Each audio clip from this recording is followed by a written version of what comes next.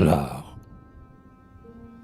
Si le monde en travail incessamment s'achève et pousse au but qu'il sait la meute des hasards, ce qu'on voit n'est qu'ébauche, et le vrai, c'est le rêve, c'est le monde réel, mais fini par les arts.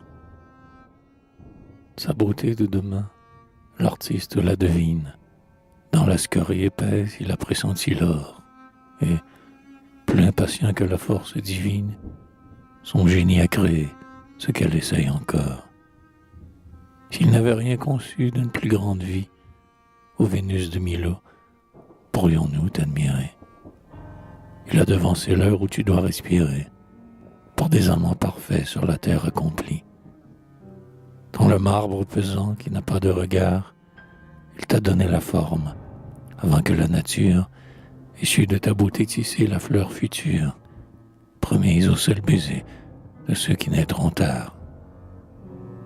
Quand ceux-là fouilleront nos villes ruinées, s'ils trouvent cette pierre étonnante, ils diront: comment l'homme a-t-il vu de si loin sous son front les femmes d'aujourd'hui qui lors n'étaient pas nées? C'est que le front de l'homme est fait pour contenir du mobile univers la figure et l'histoire.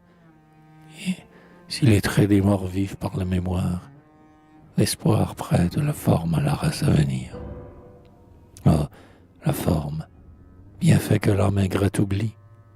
Fermons les sens, quel vide et quel exil affreux. L'âme ne peut s'unir à l'âme que par eux. Chacune langueur est proche et loin d'une amie. Jamais nous ne pensons que le jour est un bien. L'aveugle seul comprend que la lumière est bonne, que sans un rayon d'elle on ne connaît personne, que sans un rayon d'elle on ne possède rien. Celui qu'un invincible et lourd silence isole ne voit rire et passer que des spectres muets. Nos lèvres ont pour lui d'illisibles secrets. Il n'entend pas chanter le cœur dans la parole.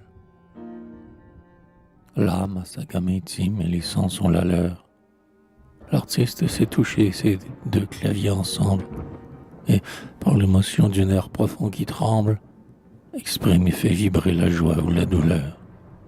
Seule, la volupté n'est qu'un trouble qui charme, mais l'art l'enchaîne au cœur par un chaste unisson. Et soudain la couleur, le contour et le son font éclore un sourire ou perler une larme. Vénus, la fronde impie, en cassant tes deux bras, nous enseigna du moins comment il faut qu'on t'aime et comment, pour sentir ta divinité même, l'homme doit oublier que tu l'embrasseras.